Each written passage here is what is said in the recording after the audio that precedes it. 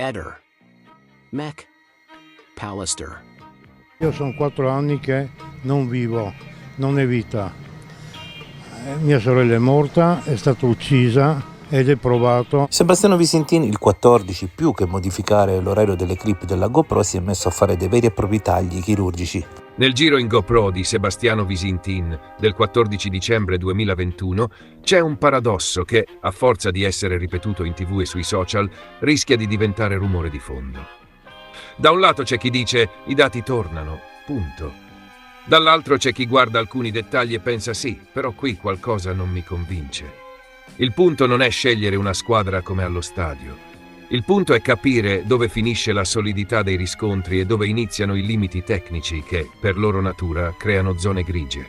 Partiamo dalla cosa più semplice da capire, ma anche la più esplosiva dal punto di vista comunicativo: la scheda di memoria SD dentro la GoPro.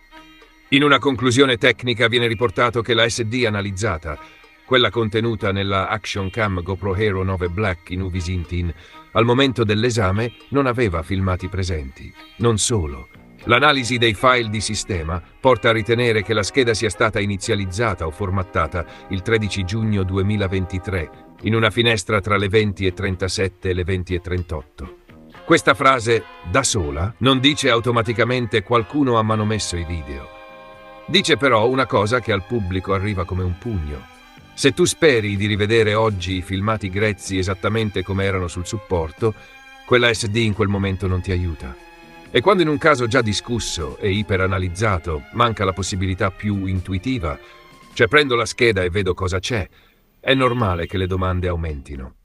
Non perché la formattazione sia una prova, ma perché taglia una scorciatoia di verifica che tutti vorrebbero. Fin qui però c'è l'altra metà del quadro e sarebbe disonesto ignorarla. Nello stesso passaggio si spiega che l'analisi dei metadati dei filmati del 14 dicembre 2021 ha permesso di ricostruire in modo preciso alcune parti dell'itinerario in bicicletta nell'arco temporale tra le 12:16 e le 13:33. E viene aggiunta una nota concreta. Nei metadati di 9 video su 12 risultano presenti le coordinate GPS di inizio. La frase più pesante però è quella che in TV viene spesso usata come timbro. Questi dati sono in accordo con le immagini riprese dalla videocamera. Gli orari dei file trovano riscontro con quanto dichiarato da Visintin e con quanto riportato dalla ricostruzione della squadra mobile datata 14 febbraio 2022. Traduzione in linguaggio non tecnico. Per una parte consistente del materiale, chi analizza sostiene che non ci siano stacchi tra quello che il video mostra, quello che i metadati dicono e quello che risulta dalle ricostruzioni investigative. E allora perché restano i dubbi? Perché in altri estratti tecnici compaiono 2 segnali gialli che, messi in fila, spiegano benissimo l'irritazione di chi cerca un tracciato pulito al 100%. Primo segnale: l'orario potrebbe non essere attendibile. In un passaggio intestato al Centro Operativo per la Sicurezza Cibernetica della Polizia Postale del Friuli Venezia Giulia, viene evidenziato che, per ragioni tecniche, l'orario indicato potrebbe non essere affidabile, anche se viene registrata la posizione GPS. E viene aggiunto un dettaglio operativo. Le immagini però partirebbero da via Mazzini. Questa è una di quelle frasi che il pubblico sottovaluta, ma che in realtà cambia tutto quando qualcuno prova a fare i conti con il cronometro. Se l'orario di partenza non è garantito, allora ogni ragionamento del tipo in quanto tempo è arrivato dal punto A al punto B può diventare fragile. Non per malafede, ma per tecnologia. Orologio interno della camera non sincronizzato, impostazioni, gestione dell'UTC, aggancio GPS che avviene dopo l'inizio della registrazione, o semplicemente un comportamento non lineare del dispositivo in una fase specifica. Secondo segnale ancora più intuitivo: discrepanza tra GPS registrato e luoghi visibili. Qui entra in scena un file identificato con una sigla tecnica, un video da 1 minuto e 31 secondi. La relazione indica un orario di inizio alle 13:04:18 con riferimento anche all'UTC e associa un punto GPS preciso in via Bonomoea. Fin qui sembra una riga di ferro. Poi, però, arriva la frase che fa saltare sulla sedia. Anche in questo caso c'è una discrepanza tra il punto GPS di inizio registrato dalla fotocamera, che risulta geolocalizzato perfettamente nel punto di fine del video precedente, e i luoghi visibili nel filmato, che sarebbero compatibili con un inizio localizzato in strada nuova per Opicina e una fine compatibile con il parcheggio del camping Obelisco in strada nuova per Opicina. Detta semplice, il GPS di inizio ti dice una cosa, ma quello che vedi nel video racconta un'altra zona. E non è un dettaglio estetico. Se tu vuoi usare il GPS come chiave assoluta per inchiodare gli spostamenti, una discordanza del genere ti obbliga a frenare. E qui c'è il bivio che fa impazzire internet. Bivio numero 1, quello da film thriller. Se GPS e immagini non combaciano, allora qualcuno ha modificato qualcosa. Bivio numero 2, quello molto più noioso ma spesso più reale. Esistono spiegazioni tecniche perfettamente compatibili con una discrepanza senza che ci sia per forza una manipolazione dei contenuti. Esempi concreti, senza fuffa. Il GPS può ritardare l'aggancio o mantenere per qualche istante l'ultima posizione valida, soprattutto se la registrazione parte mentre il segnale è instabile o se il dispositivo riprende dopo una pausa. È anche possibile che i metadati vengano scritti con una logica che privilegia l'ultimo fix valido rispetto al primo fotogramma effettivo ripreso in quel punto. Oppure che, tra un video e l'altro, la camera si comporti in modo tale da riportare in apertura un dato che è in continuità con la fine della clip precedente. Sono dinamiche che, per un pubblico, suonano come «ma allora non mi posso fidare», mentre per un tecnico diventano non usare quel valore come se fosse un timbro notarile. Quindi, dove sta la verità operativa, quella utile per capire il livello di affidabilità? Sta in una frase semplice. Una parte dei filmati risulta coerente tra metadati, immagini e ricostruzioni. Alcuni passaggi invece presentano criticità tecniche dichiarate nero su bianco, in particolare sull'attendibilità dell'orario e sulla corrispondenza tra GPS e scenario ripreso. E soprattutto resta l'elemento che alimenta più discussione di quanto dovrebbe, perché è emotivamente potente. La SD analizzata senza filmati e con tracce di inizializzazione o formattazione nel 2023. È l'ingrediente perfetto per far nascere la domanda più gettonata. I filmati sono stati modificati?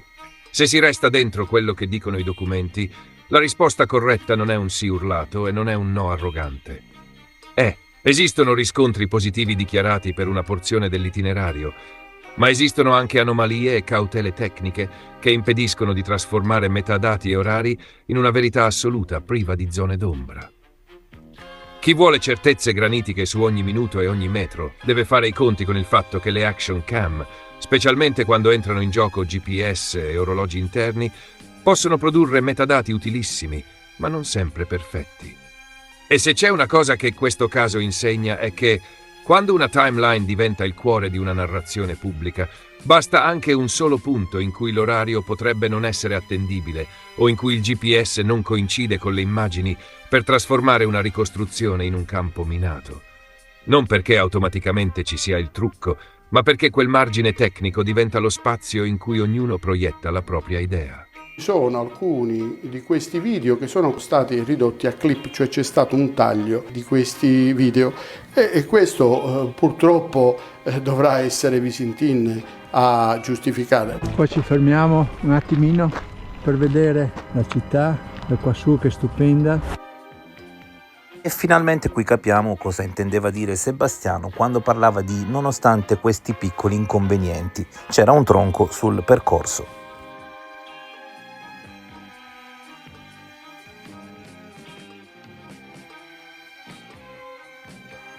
Adesso siamo a metà giornata, mezzogiorno, dintorno, forse un po' di più, è l'1:30. Sebastiano in queste clip ha eseguito qualche taglio. Quanto manca più o meno a livello di registrazione? Parecchi minuti, intorno a quasi 9-10 minuti di taglio complessivo di tutto il registrato che è abbastanza, diciamo, robusto. Allora Sebastiano, è possibile che hai tagliato qualche pezzettino delle tue riprese? No, assolutamente no. Che contenti che sei. Ve l'avete detto tutto voi, io non penso niente, neanche voglio pensare, perché ci sono dei tecnici che hanno fatto già tutte le prove necessarie ed è stato appurato, per cui io non aggiungo niente a quello che già si sa da tempo, da un anno perfino più, che la GoPro di Sebastiano è stata manomessa, punto e basta, per cui uno quando manomette una cosa può togliere un minuto, come 10, come 20, come quello che vuole.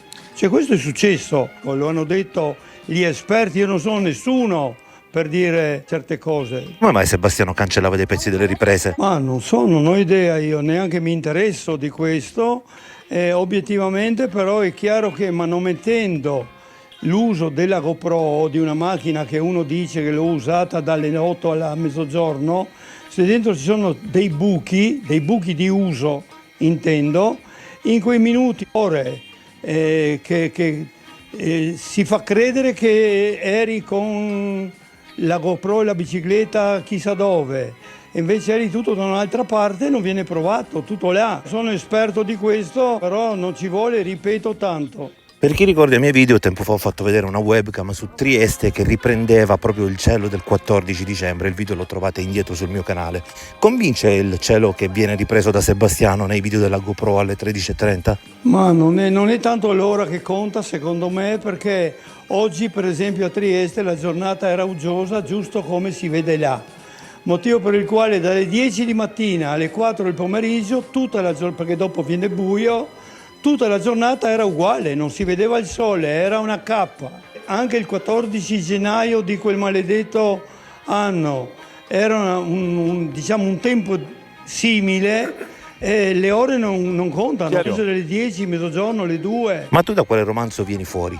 Promessi Sposi, È una delle tante opere della collana Visintin? Manzoni. Sebastiano è tornato fuori con la storia dell'anniversario del marathon e Liliana che ti vede vuole scappare terrorizzata. Allora, Sebastiano, l'ho già detto, è uno spudorato mentitore in questo senso, in questo caso, perché noi eravamo i 4+1 che hanno partecipato a quella famosa staffetta, facevamo un revival di ricordo ed eravamo tutti là meno uno, Calò Andrea, era dai parenti a Barletta, dove è nato, uno dei protagonisti.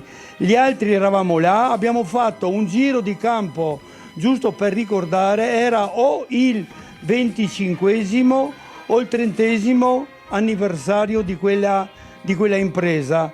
Nello stadio c'era diversa gente, non voglio dire un mucchio. Io da solo in quello stadio non ci sono mai entrato perché, come in tutti gli stadi, nessuno può andarci per conto proprio di sana pianta. Lo stadio è chiuso a chiave, c'è un custode. Noi avevamo il permesso 30 anni prima di fare quella gara. Quindi può portare tutti gli spettatori come testimoni? Neanche uno voglio portare io, perché non mi interessa, questa qua è una bufala tremenda, noi l'abbiamo fatta per conto nostro, ormai 30 anni fa o 25, dove cavolo vuole andare a cercare? Io ho parlato, l'unica persona con la quale ho parlato di questa cosa per adesso è mia figlia, la più piccola, che era lì col marito, lei se lo ricorda ma è mia figlia, non conta. Noi alla fine di quella giornata siamo andati tutti assieme ed è stato proposto da Sebastiano e Liliana dove andare e siamo andati alla pizzeria alla Tapa, tutti, certo, me la ricordo e come, tutti a mangiare la pizza assieme, tutti, per modo di dire. Non è che per caso Buonocore si è offeso in quell'occasione perché voi non siete andati da lui? Quanti eravate? Quanti clienti ha perso quel giorno? Una decina di persone. Vengono fuori cose che potevano uscire 4 anni fa, visto che è iniziata allora tutta questa baraonda, ma io ci sono dentro da 30 anni, no? da 4 o 3, per capirci. Tutto il resto, la cosa che pensa Sebastiano, lì nominato numero 2, veramente me ne potrei dire frego altamente, perché ha raccontato tante di quelle frottole. La primissima volta che noi abbiamo parlato, io stavo uscendo dal boschetto ed ero con Olga Mascolo. Io ho cominciato in quel momento a espormi, a parlare con tutti, proprio per confutare, e gliel'ho detto a lei, ecco, per confutare tutte le menzogne che io sentivo dire da Sebastiano. Quali sono queste menzogne? Quella telefonata. Lei ha chiamato Olga Mascolo. Quindi quel tuffo l'hai fatto per dargli una lezione? Ma il tuffo non è competere, quello là è un gioco. È un gioco.